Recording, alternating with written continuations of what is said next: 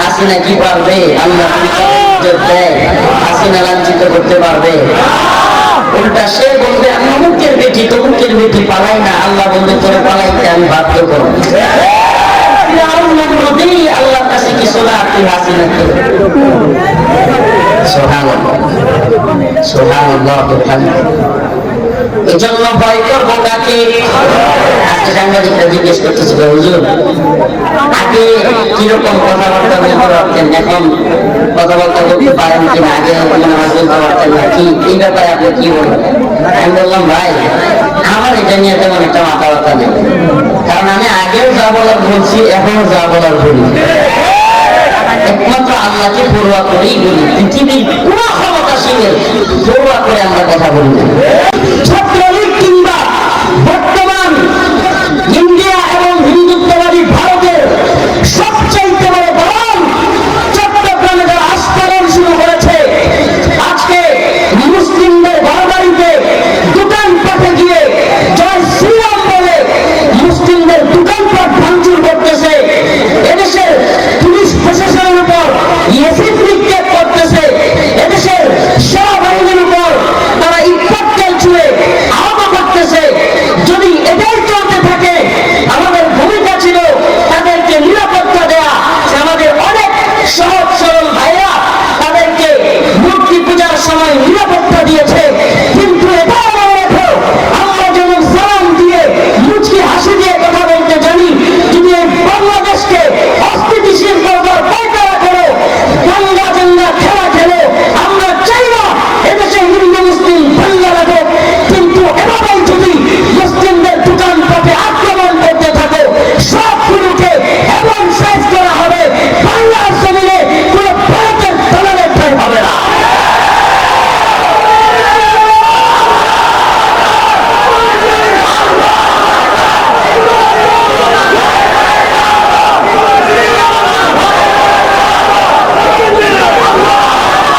মুসলিম উম্মাহ যুব সমাজ, সিরাজগঞ্জের মুসলমান মুসলিম উম্মাহ যুব সমাজ, আপনাদের কাছে আমার তো আহ্বান হবে, গপ্পারা জিন্দিগি আর পার করিয়েন না, বেশিক্ষণ পারবেন না। ফিলিস্তিনের অবস্থাটা একটু দেখেন, মায়ানমারের অবস্থা দেখেন। 10-12 বছর আগে যখন আলেমরা তাদেরকে জিহাদের কথা বলতে যাইতো, বুঝাইতে যাইতো, তখন আলেমদের বিরোধিতা করতো। আজকে তাদের অবস্থান কোথায়? বাংলাদেশে এসে লক্ষ লক্ষ মুসলমান পড়ে আছে, নেওয়ার কোনো খবর নেই।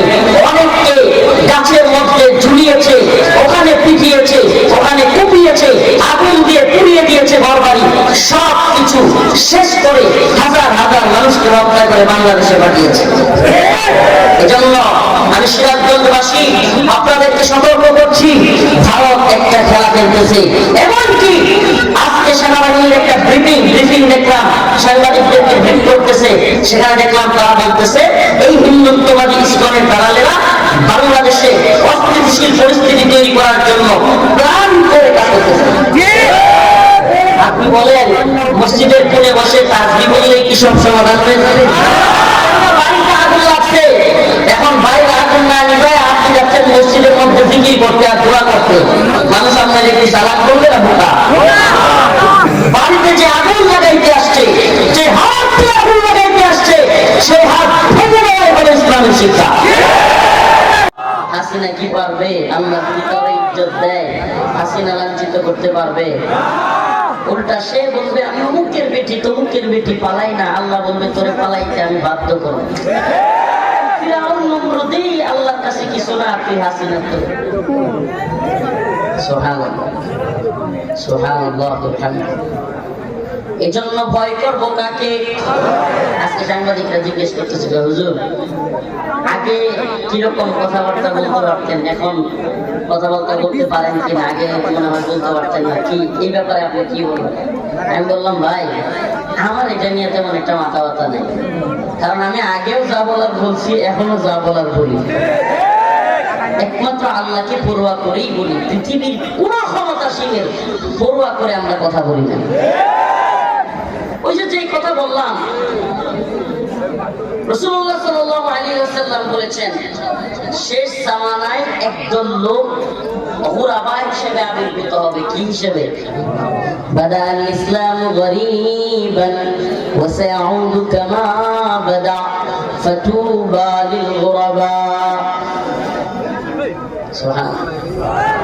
আল্লাহ রাসূল বলেছেন ইসলাম অপরিচিত অবস্থায় ছিল, আবার সেই গুরাবাদের অপরিচিত অবস্থায় ফিরে যাবে। ফাতুবা লিল গুরাবা, সুসংবাদ সেই গুরাবাদের জন্য। সুবহানাল্লাহ। সাহাবায়ে কেরাম জিজ্ঞেস করলেন, ইয়া রাসূলুল্লাহ, গুরাবা কারা? গুরাবা কারা? আল্লাহ রাসূল বললেন, আল্লাযীনা ইসলিহুন ইযা ফাসাদান নাস। সুবহানাল্লাহ। মানুষ যখন ফিতনা ফাসাদে জড়ায় যাবে, তখন যারা সেই সমস্ত মানুষদেরকে আহ্বান করে ডেকে দাওয়াত দিয়ে সংশোধন করে দিবে, তারাই হলো গোরাবা। সুবহানাল্লাহ। তাইলে গোরাবাদের কাজ কি? হাসিনা বাধা দিক, মোহাম্মদ নাসিম বাধা দিক, কয়েকদিন আগে আরেকটা বসছে আমাদের ওই নাইকাবাড়ির এদিকে, মতিয়া চৌধুরী, মানুষের ডাকতো অগ্নিকন্যা। তো আমাদের এক ভাই ফেসবুকে পোস্ট করছে যে অগ্নিকন্যা আগুনের দিকে দৌড় মারছে। এরা যদি তওবা না করে, এই সমস্ত ভ্রান্ত দলগুলো থেকে তওবা না করে, মাপ না চেয়ে কবরে যায়, এরা কোথায় যাবে? তওবা ছাড়া গেলে কোথায় যাবে? তো যেই কথা বলতেছিলাম, গুরাবাদের জন্য রাসূল বলেছেন সুসংবাদ। তাইলে গুরাবা কারা? যারা ফিতনার জামানায় নিজে শুধু সংশোধন হয় না, বরং অন্যান্যদেরকেও সংশোধন করে দেয়। কি করে দেয়? তো এই জন্য আমরা কি আল্লাহকে ভয় করবো নাকি পৃথিবীর তাগুতি শক্তিকে ভয় পাবো? ভয় করবো কাকে? তো ওই সেই কথাই চলে যায়। আবার মনে আছে যে ওই যে ডাক্তারের কাজ কি? আসসালামু আলাইকুম, কেমন আছেন ভাই? আপনার শরীর স্বাস্থ্য ভালো? কিন্তু যখন দেখে রোগীর কি লাগবে, অপারেশন লাগবে, তখন সেই ডাক্তার আর সালাম আর মুস্কি হাসি দিয়ে বসে থাকে না। এবার একটা চাকু নেয়, অনেকগুলো অস্ত্র নেয়, প্রয়োজনে পেট কাটে, প্রয়োজনে গলা কাটে। কথা কয় না রে? সেইভাবে উম্মতের উলামায়ে কেরামের দায়িত্ব হলো সেই অপারেশন থিয়েটারের ডাক্তারের মতো এই উম্মাহ যেখানে দেখবে মুসলিম উম্মাহ নির্যাতিত, নিপীড়িত, যেখানে দেখবে মানুষের মধ্যে জুলুম অত্যাচার চলতেছে, প্রয়োজনে মাথায় হাত বুলাবে, সালাম দিয়ে দাওয়াত দিবে।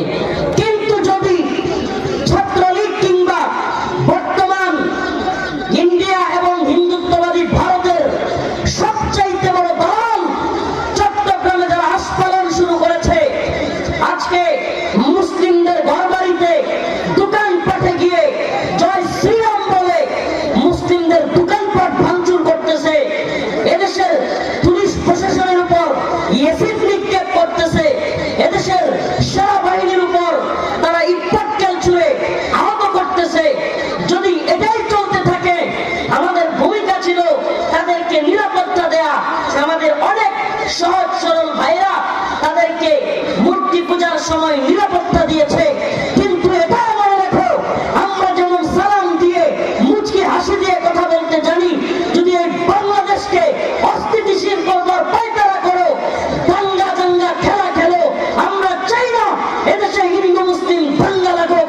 কিন্তু এভাবেই যদি মুসলিমদের দোকানপাটে আক্রমণ করতে থাকো, সবগুলোকে এমন সাইজ করা হবে, বাংলার জমিনে কোনো ভারতের দালালের ঠাঁই হবে না।